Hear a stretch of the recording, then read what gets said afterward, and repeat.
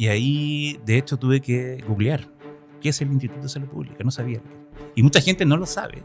Y es un tema que se discute harto también a nivel de derecho constitucional, de derecho público en general. Digamos, a propósito que tuvo su auge esta discusión a propósito de la ley CERNAC, digamos, y cuando se hablaba de un león sin dientes, etcétera, porque se espera que los órganos de la administración del Estado tengan capacidad para, entre comillas, regular y a la vez fiscalizar y sancionar lo que regulan. Digamos. Y lo importante es la transparencia al final, ¿no? Porque no hay pecado en que el regulador se junte con el regulado, digamos.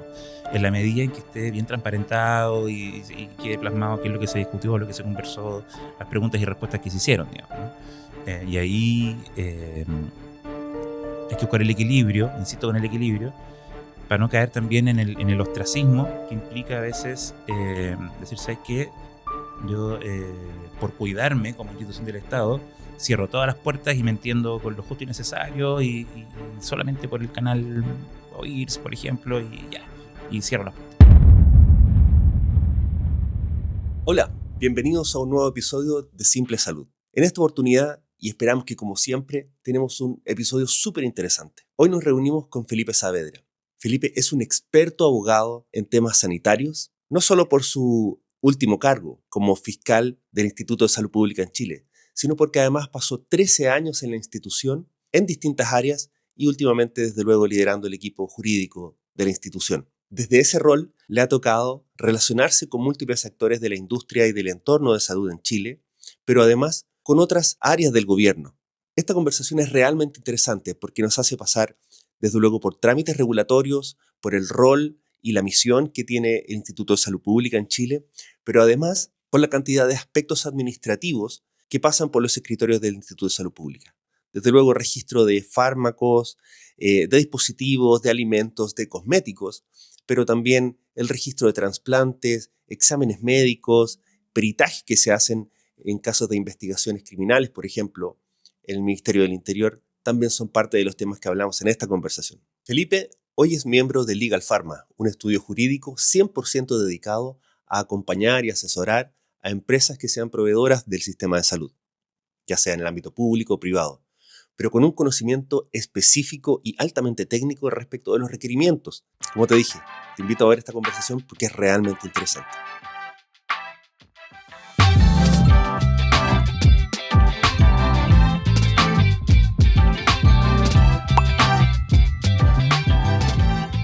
Don Felipe. Don Manuel. Oye, muchas gracias por animarte a visitarnos en el canal, a hacerte un ratito en la agenda, para venir a conversar con nosotros de tu trayectoria en este contexto extremadamente efervescente. Nada, muchas gracias por acompañarnos, por hacerte, como te decía, un espacio en la agenda. Y bueno, los últimos años estuviste de fiscal del Instituto de Salud Pública. Así es. Pero partamos por orden así como cronológico. ¿Cómo llegaste a trabajar en el mundo de salud? Mira, la verdad, por azar, ¿no? Sin planificarlo, sin quererlo. Estaba yo haciendo la práctica profesional en el año 2011 y 12. Y ahí apareció la oportunidad de... El instituto necesitaba un procurador. Perfecto. Un procurador que es básicamente un ayudante de abogado, ¿no? ¿Que también es abogado? No es abogado todavía. Es la fase previa a la titulación, ¿no? Entonces, básicamente se nos pedía atender a distintos, digamos, representados de distintas índoles, que es la parte de la formación de la abogacía, digamos. Y en ese contexto surge también la posibilidad de trabajar en el ISP, paralelo a mi práctica, digamos, para ser un procurador. Y dije, bueno, hay que trabajar, así que vamos. Y ahí entré al Instituto de Salud Pública sin conocerlo. No sabía lo que era el Instituto de Salud Pública. Y ahí, de hecho, tuve que googlear qué es el Instituto de Salud Pública. No sabía lo que era. Y mucha gente no lo sabe. Es que exactamente. Y mucha gente lo confunde con otras instituciones, como el IPS, el IST, el ISL, en fin, lo confunden muchísimo. Y es una institución re interesante que uno la va terminando de conocer, digamos, con el paso de los años. Son muchas instituciones en una, digamos. Pero bueno, Llegué el año 2012, me titulé estando en el instituto y ahí empecé a trabajar como el último eslabón, digamos, desde del equipo jurídico de aquel entonces. Y de poquito fui, digamos, ascendiendo hasta llegar al cargo de fiscal el año 2017. ¿Cuánta gente trabaja en el equipo jurídico del... Mira, hoy día, hasta cuando yo estaba trabajando, digamos, que fue hace algunas semanas, éramos 17 personas, ¿ya? En su mayoría abogados, y últimamente había un par de ingenieros también, una técnico jurídico y 2 secretarios. Así que un equipo bien interesante, que sabe mucho de salud pública, digamos,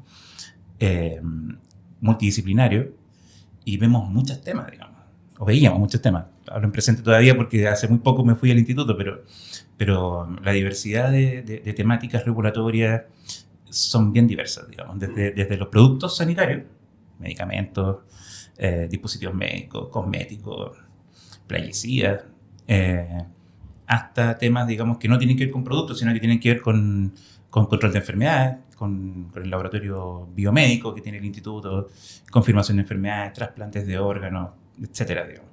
No, de verdad, o sea, la cantidad de temas, sí, porque son todos temas de altísimo tecnicismo. De alta sensibilidad, además, y muy técnicas, efectivamente. O sea, todo se aprende estando ahí, la verdad.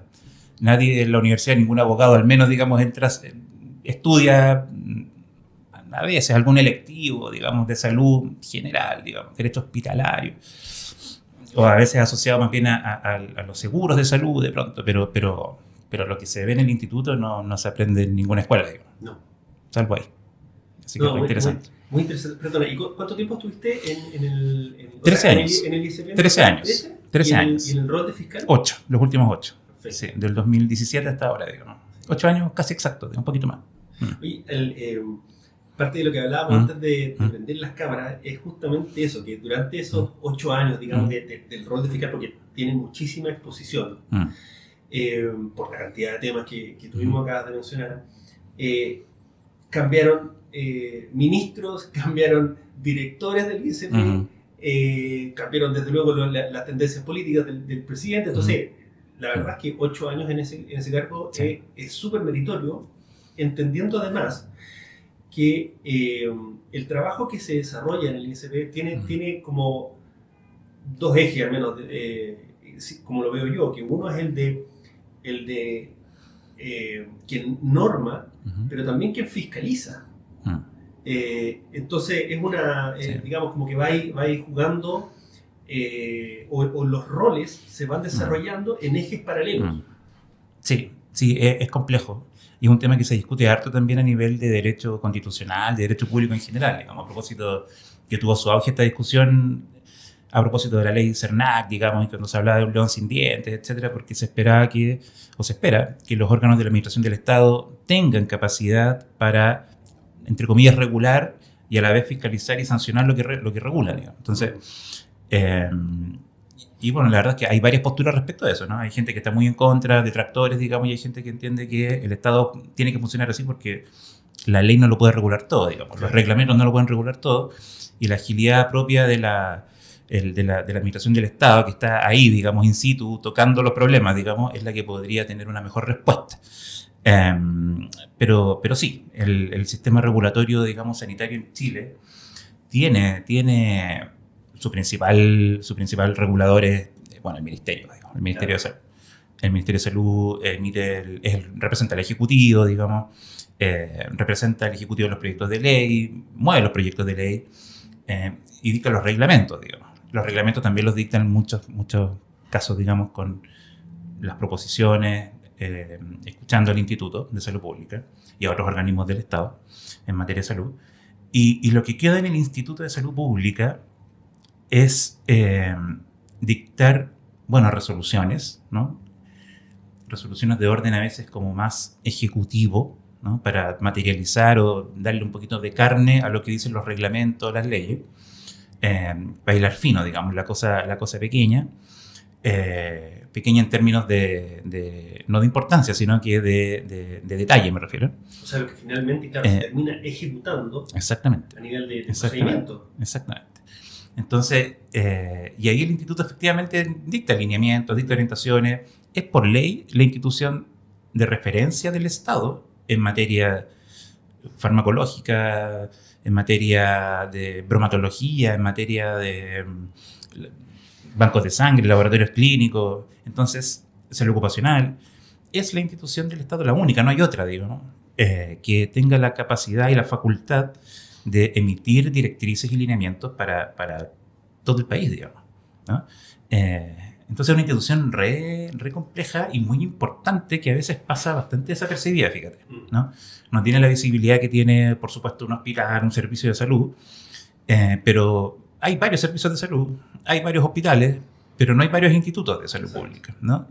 Y eso es importante que se sepa, que se dimensione, digamos, porque es re estratégico como institución del Estado.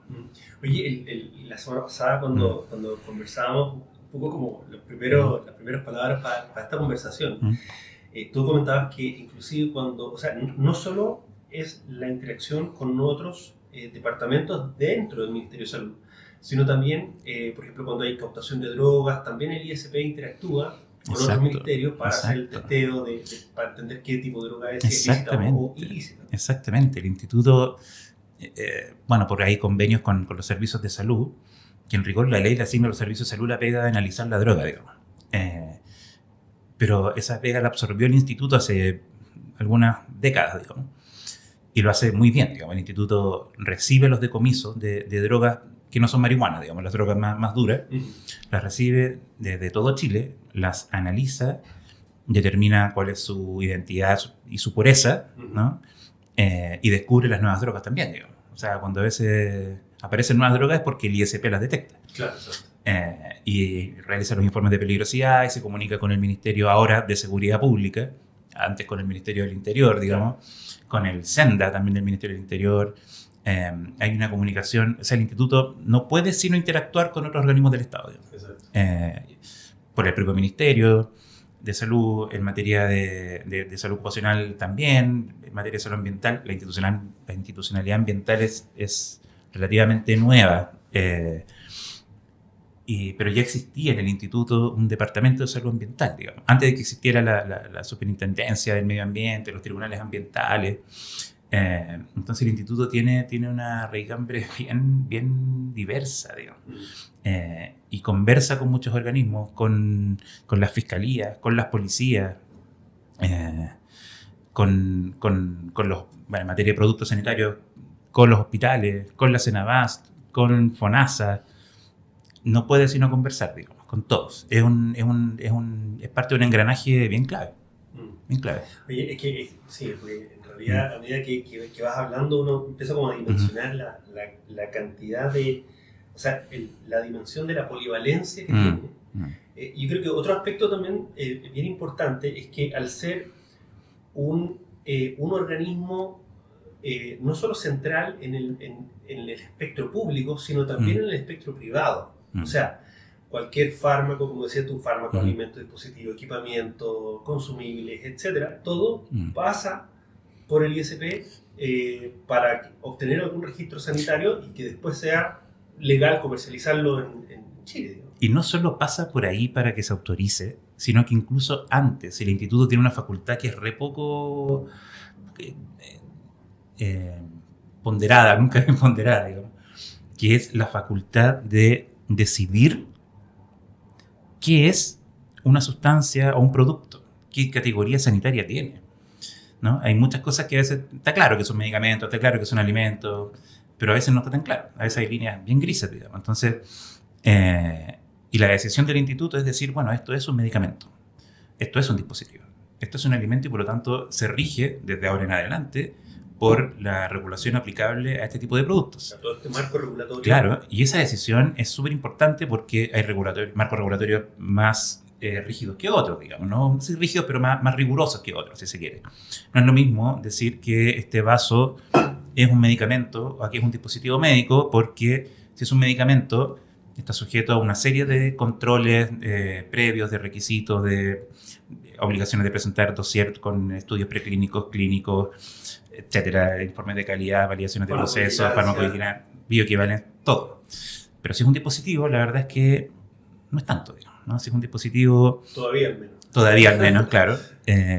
Los requisitos son bastante menores. Entonces, para efectos de comerciales o de la industria, hay un impacto, digamos, que no es menor. No es menor. Entonces, por eso destaco siempre, digamos, y me honra mucho haber participado haber sido parte del instituto, porque tiene un rol súper estratégico, poco visible y muy, muy importante. Muy importante. Oye, entremos en el rol de la fiscalía dentro del ISP. Ya. ¿Cuál es como el 80-20, digamos, del rol de fiscal dentro de un organismo tan amplio como el ISP? ¿Cómo se pone la agenda? ¿Cómo se llena la agenda, digamos? Sí, mira, en general Me imagino que muchas reuniones del hoy. Sí. Muchísimas. Sí, bueno, esa es una que puede dar para otra conversa, digamos, pero efectivamente los funcionarios públicos destinan muchas horas de sus jornadas a cuestiones que a veces no son el core del negocio, digamos. O sea, el hecho de tener que responder OIRs, responder requerimientos de transparencia, tener que recibir a la industria o a interesados, digamos, en reuniones del OI, es una cuestión que nos quita poco tiempo. No sé si quita es la palabra, pero no ocupa poco tiempo, ¿no? Entonces hay que destinarle a veces una media jornada completa a la semana, o en algunos casos un día, bueno, depende, digamos, de las organizaciones, pero son obligaciones inherentes a los funcionarios que hay que, digamos, cumplir durante la semana. Y bueno, en la fiscalía del ISP, lo que más ocupa tiempo, digamos, yo creo que son dos temas principales. Por un lado está el área administrativa interna, ¿no? Que tiene que ver con, o tres cosas. El área administrativa interna que tiene que ver con justamente revisar contrataciones, licitaciones, tratos directos.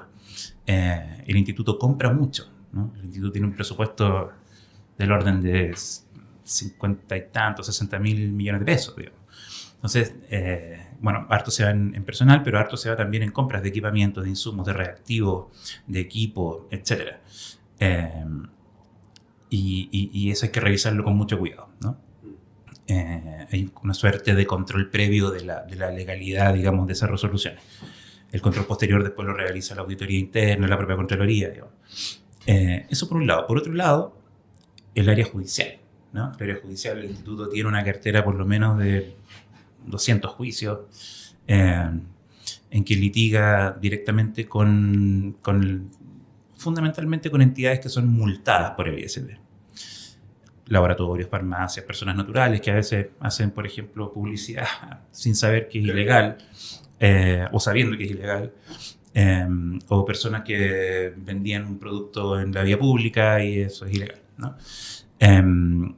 Y esas decisiones, después esas sanciones se litigan, se impugnan ante la justicia civil, pasa por la Corte de Apelación, la Corte Suprema. Entonces alguien tiene que hacerse cargo, y no es el Consejo Especial del Estado, porque nosotros el instituto es una institución autónoma, digamos, por lo tanto bueno, autónoma muy entre comillas, pero para estos efectos es autónoma,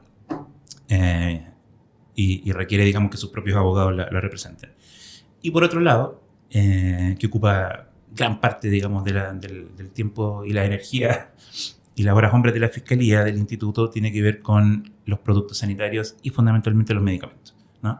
El Departamento, Agencia Nacional de Medicamentos, es como el cliente principal, digamos, de la Fiscalía del ISP, porque tiene que resolver básicamente varios trámites en las etapas de autorizaciones de establecimientos sanitarios. Cuando se abre una farmacia, cuando se abre una droguería, se abre un laboratorio, o el proceso de registro sanitario de un medicamento, también participa con los informes legales, digamos, revisando que la documentación esté conforme a lo que dice el reglamento.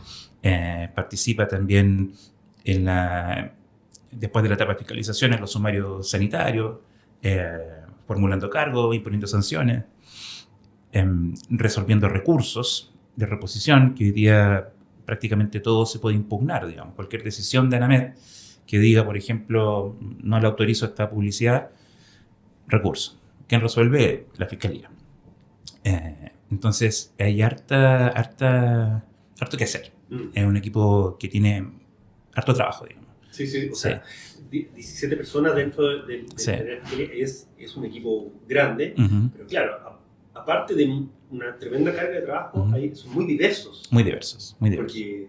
Entonces, en algún momento, cuando yo llegué, el 2012, era un equipo bastante más reducido, éramos, no sé, del orden de 6 abogados, 7. Y claro, todos veíamos un poco de todo, que era bueno, porque uno iba aprendiendo también de todo lo que hacían los otros y se va enterando, iba aprendiendo, digamos, eso es muy útil. Pero al final, cuando fue aumentando la impugnabilidad de las decisiones, claro. Porque, insisto, cualquier cosa se recurre. Y enhorabuena, yo creo que está bien, digamos, que cuando alguien se siente afectado pueda impugnar una decisión. Eso fue implicando, digamos, la necesidad de ir creciendo, digamos. Y en algún grado más de especialización en los exactamente. Entonces fueron creciendo las cantidades de farmacias, creciendo los sumarios, creciendo, digamos, el universo regulado, digamos, por lo tanto era necesario ir creciendo. Sí. Qué bueno, interesante. Oye, tú mencionaste que gran parte del trabajo tenía que ver con el gran ítem fármacos. Sí.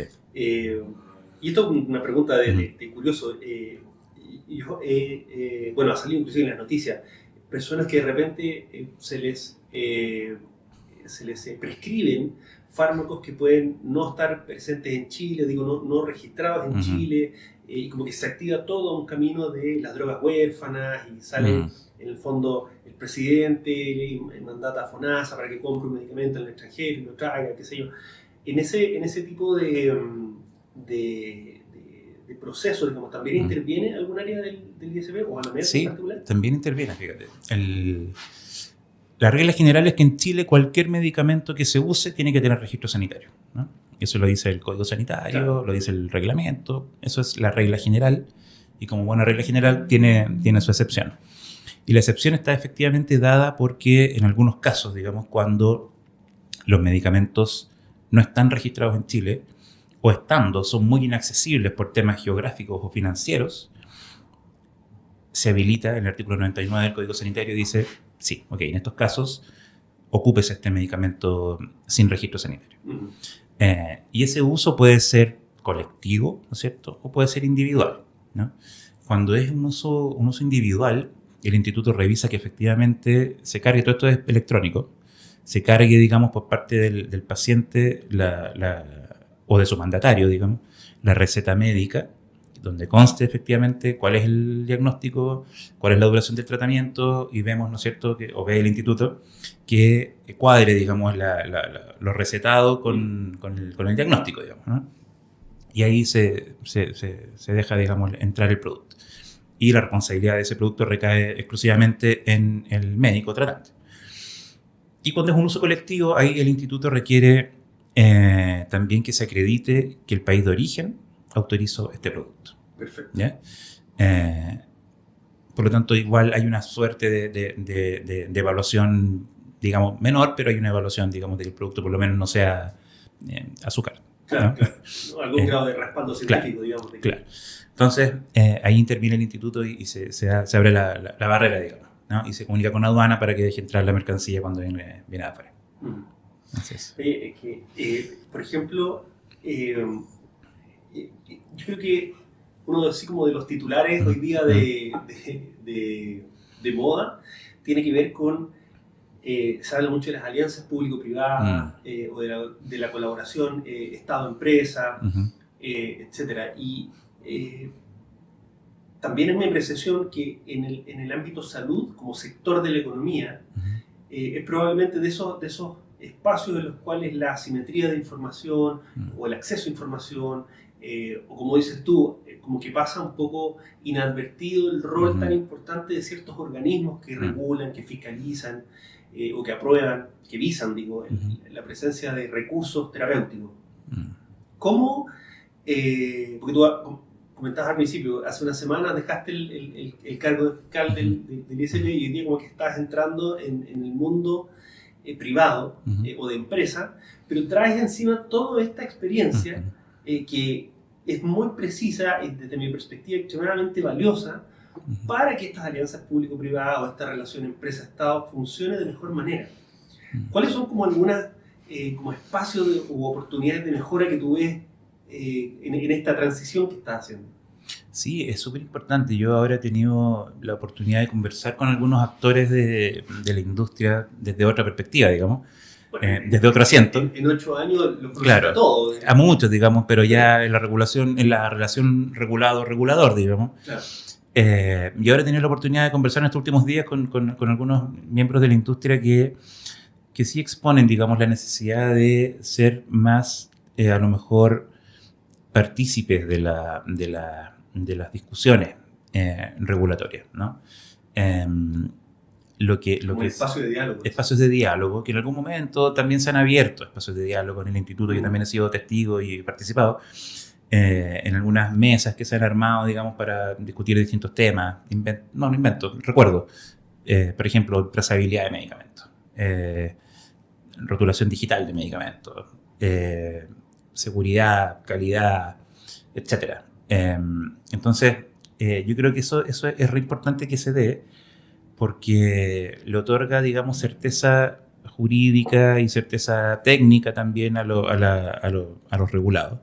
Y eso es importante porque se comprenden mejor las normas, se entienden mejor, se aplican mejor, se incurren en menos infracciones, se evitan los malos entendidos, tú puedes anticipar cuál va a ser el criterio de la autoridad. Entonces es re importante que se escuche a todos los interesados, independiente de que uno pueda o no. La autoridad siempre va a poder decir, no estoy de acuerdo, y está perfecto. Pero a lo menos es bueno que si no estoy de acuerdo, digamos, digamos, sucedido de una conversación o de un diálogo. Y ahora, de todas maneras, es importante también hacer presente que el proceso, por lo menos que se ha aplicado ahora último en el instituto, por lo menos que la directora actual impulsó de manera bien seria, es la consulta pública de todo lo que se dicta en el instituto. Sí, sí. Y eso la verdad es que yo creo que fue una súper buena decisión, porque hasta hace no mucho la verdad es que no se aplicaba. Siempre decíamos, bueno, el ministerio lo hace, digamos, a materia de reglamento. La ley, por supuesto, que participa todos los actores interesados, digamos, de por sí. Pero en el instituto todas estas directrices o lineamientos que yo te contaba que se emitían a propósito del rol de referencia que tiene el ISP, no se consultaban públicamente antes de emitirse. Y ahora, por lo menos desde los últimos, o de este año, quizás el año pasado, se está impulsando, y eso creo que es súper positivo, ¿no? Entonces la gente puede hoy día, cuando el instituto quiere dictar una directriz para, no sé, profesionales de buceo y el uso de los elementos de protección personal y recomendaciones para que disminuyan los accidentes, puede participar, por ejemplo. Y decir, ¿sabes qué? Esto creo que está poco claro en la resolución, y eventualmente corregirse, y eso tiene un impacto que es importante, digamos. Sí. Pero yo creo que en general el diálogo, las capacitaciones, las charlas, digamos, son súper necesarias, digamos. Son súper necesarias. Un aspecto que no sé si el primero habrá sido el primer decreto de la ley Ricardo Soto, pero al menos yo lo recuerdo a veces como la primera instancia, es que en la medida que han ido habiendo nuevos decretos que contemplan mayor cobertura o mayores herramientas terapéuticas, en ese caso, ha ido formando parte también de manera permanente representantes de la sociedad civil. Que pueden ser personas con cierta capacitación o representantes de empresas relevantes dentro de la cadena de suministro, etc. Entonces, creo que efectivamente hay una tendencia a que se empiecen a abrir estos espacios de diálogo, no solo de diálogo al momento previo a que se salga alguna normativa, sino que de manera permanente, claro, en la evaluación de actualizaciones, para decirlo en lo amplio, digamos. Pero efectivamente hay una disposición, una apertura, diría yo, de los distintos organismos del Ministerio de Salud a generar espacios de diálogo y de participación permanente. Sí, eso es súper importante, porque la ley también le da a todos los organismos del Estado la obligación de establecer consejos de la sociedad civil, ¿no? Que son órganos consultivos de todos los organismos del Estado. Y el instituto tiene también su consejo de la sociedad civil, y los ministerios lo tienen, etc.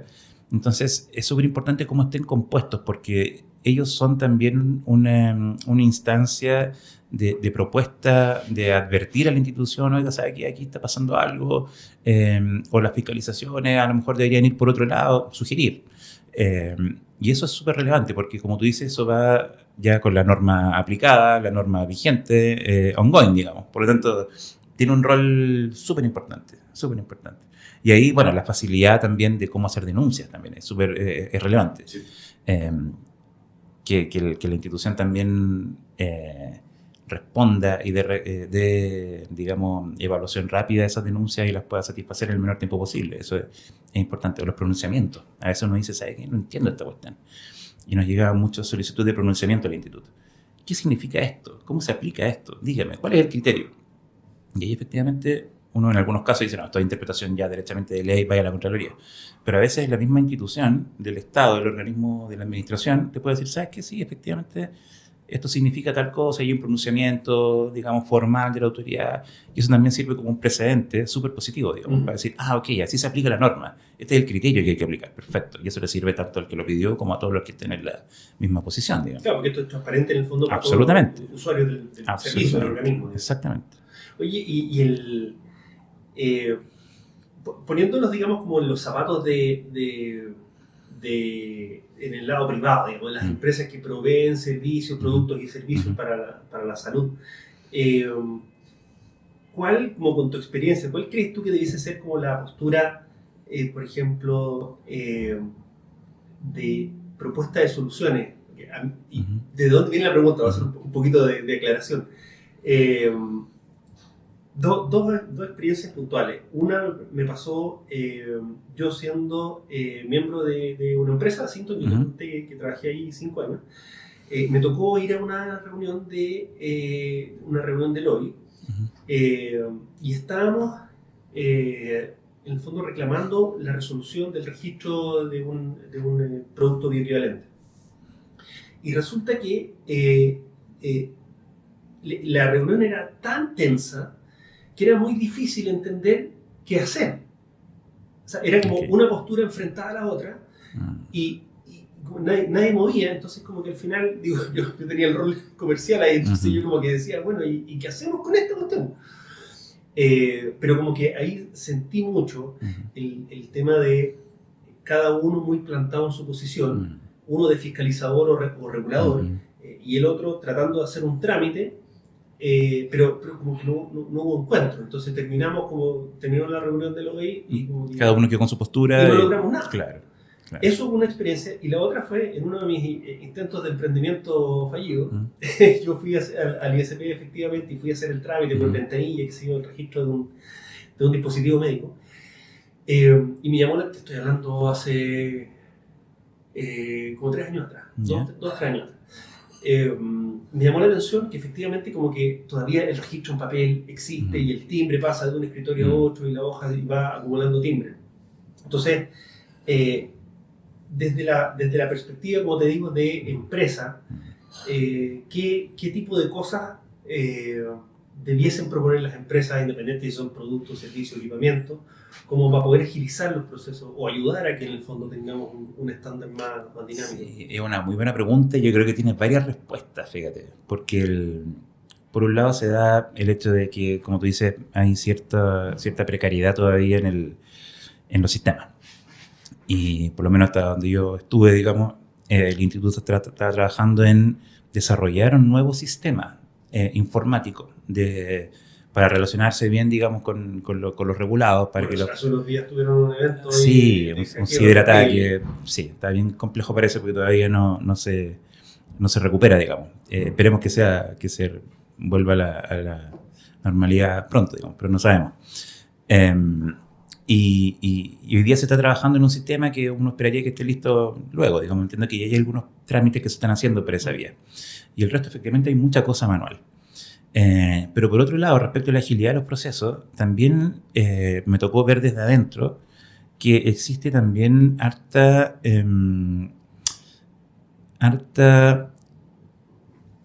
margen de mejora por parte de la industria al momento de pedir cosas, digamos, ¿no? Muchos trámites también se dilatan, a veces porque efectivamente la carga es enorme, digamos, y hay los típicos problemas de personal, etc. Pero muchas veces también se dilatan porque a veces parten presentándose mal los antecedentes. Y eso genera la apertura de, bueno, vamos requiriendo más antecedentes. Y empieza el pimponeo, digamos. No, acláreme esto, acláreme lo otro. Y después ya, bueno, me lo aclaró. Y después, bueno, un término probatorio porque faltó, no me queda tan claro esto otro. Entonces le faltó un documento. Y eso va generando también, digamos, que los trámites se vayan dilatando. Yo creo que ahí es importante que la industria esté bien profesionalizada respecto a las formas de presentar documentos. Hace, no sé, en 2021, puede ser 3, 4 años, el instituto empezó a exigir la presentación de registros sanitarios en el formato CTD. Entonces eso permite, digamos, armonizar la forma de presentación de antecedentes con, digamos, la ICH, digamos, que es una instancia de armonización regulatoria donde están los países del primer mundo, digamos, y otros, ¿no? O sea, en el fondo es como estandarizar la presentación de antecedentes con la revisión de antecedentes. Claro. De manera internacional. Digamos. Exactamente. Entonces, la idea es que todos los antecedentes se presenten, digamos, con distintos módulos y submódulos, porque antes era todo, bueno, una carpetita nomás para adentro, hoy día es electrónico y cada cosa va en su lugar, digamos. Y cuando no va en su lugar, bueno, empiezan los problemas, ¿no? Y empiezan los pimponeos y la dilación de los procedimientos. Entonces, ahí es importante, digamos, que estén bien asesorados, digamos, los actores de la industria para que no cometan errores, digamos, que pueden ser, a lo mejor un error chiquitito puede generar semanas o meses de dilación en el procedimiento, digamos. Fíjate que es un tema súper importante, ahora que lo mencionas. A mí también me ha pasado que he conocido mucha gente que uno se va, es un círculo chico, el de las empresas de salud. Además, yo he estado siempre circunscrito a lo que es fármaco, entonces más chico, y uno como que se va conociendo la carrera con los demás colegas, porque te va cambiando de una empresa a otra, etc. Pero en la medida que yo diría que, no sé, probablemente en los últimos 8 años, el rol de Senabast ha ido incrementando desde el punto de vista de volumen, del tamaño de participación, desde el punto de vista de compras públicas. Las licitaciones o el regir de la ley de compras públicas se vuelve más importante para el negocio de las distintas empresas. Y hay como una frase que le he escuchado varias veces y que ha salido en varias conversaciones, y es que el negocio de licitaciones es mucho más que licitar. Y tiene mucho que ver con esto que dices tú, con postular o presentarse en tiempo y forma, en aprovechar todo lo que es el periodo de consulta, de aclaración, los documentos que están disponibles. Entre medio también se han lanzado otros mecanismos de compra por parte del sistema de red asistencial y atención primaria, que son las compras ágiles, donde el tiempo es mucho más agotado. Entonces hay que ser mucho más organizado y esquematizado. Pero me imagino que esta realidad de que el mundo de las licitaciones es mucho más que licitar, sino que entender qué es lo que pasa detrás, también se extrapola al mundo de los trámites regulatorios y de registro, donde, claro, tienes que entender qué pasa, y eso, como dices, es básicamente experiencia, porque no hay otra manera de aprender. Ahí me ha tocado conocer directores del área regulatoria de distintas empresas que efectivamente tienen una relación permanente con colegas que son también químicos farmacéuticos dentro del ISP, y eso a veces ayuda un poco a facilitar los procesos, pero claro, es como una línea profesional que se va especializando también, porque los trámites son complejos, es muchísima la carga de documentos y de información que hay que aportar, y que cuando no está correcto, efectivamente consume tanto tiempo que, o sea, años. Sí. Sí, las licitaciones son un mundo porque al final la forma es tan importante, digamos, la forma en que se hace la licitación y la forma en que tú participas como oferente, es súper relevante, digamos. No basta con tener el mejor producto, el producto más conveniente, el más barato, el mejor, el top, el que uno podría presumir va a ganar la licitación, se va a adjudicar corriendo solo, porque ese mismo producto puede no ser licitado por un error de forma, digamos, porque porque se te olvidó un formulario, porque se te olvidó presentar la oferta de tal manera, caricaturizando porque lo presentaste en rosado y no en amarillo, como quería el organismo comprador. Entonces, la forma en las licitaciones es muy importante. Y ahí hay una cuestión que es, digamos, clave, porque muchas veces se han caído procesos licitatorios completos, con lo que cuestan las licitaciones. Una licitación por sí sola, aunque quede desierta, es cara, digamos. Vale varios millones de pesos una licitación. Las horas hombre involucradas de todos los funcionarios, los trabajadores, el tiempo que... Es caro.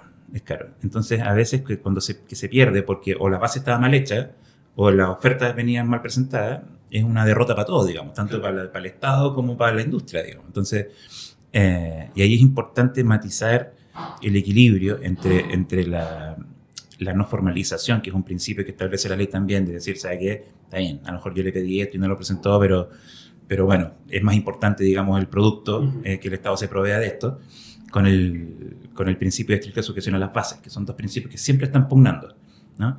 El principio de estricta sujeción te dice, yo lo quiero rosado, así que venga rosado, ¿no?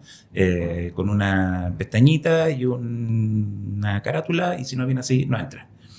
Estricta sujeción a las bases. Y por otro lado, no formalización. Ambos principios están en la ley, digamos. La formalización te dice, ya, está bien, digamos, pero bueno, podemos ceder en esto porque es más importante que el Estado se provea. Y ese equilibrio a veces no es tan fácil de encontrar. Y ahí es súper importante, yo creo, digamos, para todos, para el éxito de las compras, para el éxito del Estado, y también al final para los pacientes, digamos, ¿no? Sobre todo en materia de salud. Claro, que no dejemos... último es exacto, que no dejemos caer a veces el proceso de compra por formalidades que a veces, no siempre, pero a veces son, digamos, cedibles, digamos, ¿no? Ahí es clave, eso es clave. Oye, hoy estás trabajando en un estudio que se llama Legal Pharma, que ya desde su nombre está orientado hacia el mundo de salud y de asesoramiento de empresas. ¿Cómo se viene todo este conocimiento y esta experiencia, digamos, de años como fiscal y como miembro del Instituto de Salud Pública a aportar, digamos, dentro de lo que es la oferta de Legal Pharma? Mira, es interesante, porque con Natalia, que es la otra socia, digamos, y fundadora de la oficina, nos podemos complementar en el sentido de que ella también tiene una experiencia en el ámbito farmacéutico, porque ha sido, no sé, gerente legal de laboratorios, digamos, participado en la industria. Y yo, por otro lado, tengo la experiencia de funcionario público, digamos. Entonces, yo creo que es súper importante que ambas visiones se entrelacen, se concilien, y poder con eso prestar una asesoría bien integral, digamos, a los integrantes de la industria farmacéutica, pero también de dispositivos médicos, y por qué no de alimentos, ¿no? Que también hemos tenido algunos requerimientos de esa índole. Entonces, yo creo que el hecho de haber estado dentro de la administración del Estado, en un organismo regulador en materia de salud, permite entender muy bien cuáles son los requerimientos o qué quiere la administración cuando licita, o cuando simplemente, digamos, abre cualquier procedimiento de cualquier índole, digamos, donde uno tenga que participar desde el punto de vista de la industria. Yo creo que eso es un valor agregado que a lo mejor no se da, fíjate, en todos los estudios jurídicos, que a veces hay muy buenos abogados, uno puede ser muy buenos abogados, pero hay ciertos segmentos de la industria que a lo mejor están atendidos, digamos, por insisto, excelentes estudios jurídicos, pero que a lo mejor respecto de los asuntos regulatorios farmacéuticos, a lo mejor no están tan a caballo y no tienen por qué estarlo, digamos, porque a veces se especializan en regulaciones generales o en regulaciones también sectoriales en otras materias. Pero el ámbito sanitario, la legislación sanitaria, la regulación sanitaria es súper específica y es bien variopinta. Hay decenas de reglamentos en materia de salud. El Código Sanitario es solo una de las leyes, digamos, pero hay otras leyes. Hay proyectos de leyes en curso siempre. La Comisión de Salud de la Cámara, del Senado, siempre están sesionando con nuevos proyectos de ley, digamos. Bueno, el caso emblemático de aquello que es la ley de fármacos 2, que claro. Es una cosa que ha ido cambiando. Sí. Que bueno, ya la semana pasada, digamos, se le empezó a poner definitivamente como se empezó a sepultar. Y ahí, bueno, va a ser súper importante porque, está bien, se va a archivar, digamos, la ley de fármacos 2, pero viene el fármacos 3 sí o sí, digamos. Sí. O debería venir al menos, digamos, ¿no? Porque hay hartas necesidades que igual quedaron postergadas en Fármacos 2, que habría que de alguna forma rescatar y ver cómo se instala en una nueva legislación. Yo entiendo que el Ejecutivo también tiene intenciones de mover algo ahí, digamos, ¿no? Además hay otro proyecto también que se está empezando a discutir en el Senado, que es el de reforma a la salud, que Sí. abarca varios temas, es una ley bien miscelánea y también incluye la regulación de dispositivos médicos con todo, digamos. Por otro lado está el proyecto de ley de venta ilegal de medicamentos, que sanciona penalmente la distribución masiva de medicamentos por parte de las farmacias, que ha sido también un canal de inicio para el tráfico de drogas importante, digamos. Y además dota también al ISP de facultades fiscalizadoras mucho más robustas. Yo creo que ese proyecto ojalá que avance, digamos. Ojalá que avanzara, sería bien positivo. Entonces, bueno, a mí me ha tocado participar también en algún momento en la discusión de algunos de estos proyectos de ley. Y eso, respondiendo al principio de tu pregunta, yo creo que te da una visión general de qué es lo que quiere la administración, cómo se quiere relacionar con la industria, cómo entender también los requisitos, las exigencias que hace la industria.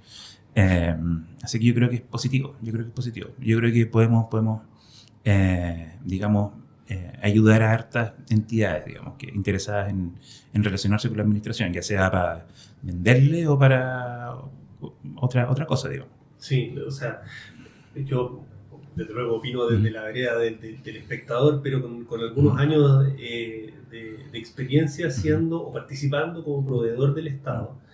Y creo que efectivamente uno inicia acciones muchas veces sin saber muy bien si es el paso correcto como primer paso. Como que ya que hacemos, bueno, pidamos una reunión de lobby a ver cómo nos va, y por último para preguntar. Claro. Y ya desde esa pequeña acción, tú dices, ya, bueno, te agendan para, no tengo idea, 4, 5, 6 semanas, porque como dices tú, la agenda es maratónica, para hacer una pregunta. Y a veces era mucho más ágil, como decir tú, preguntarle a alguien que le ha tocado asesorar a alguna otra empresa en procesos similares. Entonces, desde eso para adelante, es más eficiente. Y yo creo que otro aspecto súper importante es lo que mencionabas tú, esta apertura a los espacios de diálogo entre las autoridades, el regulador y los proveedores. Sí. Es una cuestión que hay que saber aprovechar. Sí, y lo importante es la transparencia al final, ¿no? Porque no hay pecado en que el regulador se junte con el regulado, digamos. En la medida en que esté bien transparentado y quede plasmado qué es lo que se discutió, lo que se conversó, las preguntas y respuestas que se hicieron, digamos, ¿no? Y ahí hay que buscar el equilibrio, insisto con el equilibrio, para no caer también en el ostracismo que implica a veces decir, ¿sabes qué? Yo, por cuidarme como institución del Estado, cierro todas las puertas y me entiendo con lo justo y necesario y solamente por el canal OIRS, por ejemplo, y ya, claro. Y cierro las puertas. Hay que buscar el equilibrio, insisto. Yo creo que es importante a veces que se abran canales de diálogo, y aquí no hablo del ISP, digamos, hablo en general, digamos, de las instituciones del Estado, para decir, ¿sabes qué? Hemos tenido a veces tantos problemas con esto, vamos a convocar a los actores y vamos a hacer una jornada o una mañana de 3 horas a lo mejor para discutir y qué sé yo, y ya, y dejamos todo transcrito, todo grabado, lista de asistentes, y está perfecto. Y eso la administración lo puede hacer, puede convocar para aclarar, puede convocar para explicar, porque al final todos ganan, gana la administración y ganan los usuarios, digamos. Sí, por supuesto. Y con eso al final ganan los pacientes, después de todo. Eso te iba a decir, que al final es una cadena de actores y de suministros y de súper larga y compleja, pero que si no se va, digamos, aceitando entre medio, es muy difícil que el beneficio llegue, porque finalmente hay alguien esperando un dispositivo, un alimento, un fármaco. Exacto. Oye, Felipe, 1.000.000 de gracias por la conversación. Nada, bueno, por el tiempo, la disposición. No, encantado de conversar contigo, Manuel. Venir a contarnos un poco de tu experiencia y los próximos pasos. Quedamos a disposición. Oye, yo siempre hago esta invitación a todos nuestros invitados, bajo la redundancia, y es que este es un espacio disponible, así que aquí en adelante, si que tienes algún anuncio, o necesitas algún espacio de difusión, sobre todo en temas de salud, que es nuestro buenísimo. este espacio disponible. Muchas gracias, Manuel. Así Encantado que, de haber venido. nada, muchas gracias.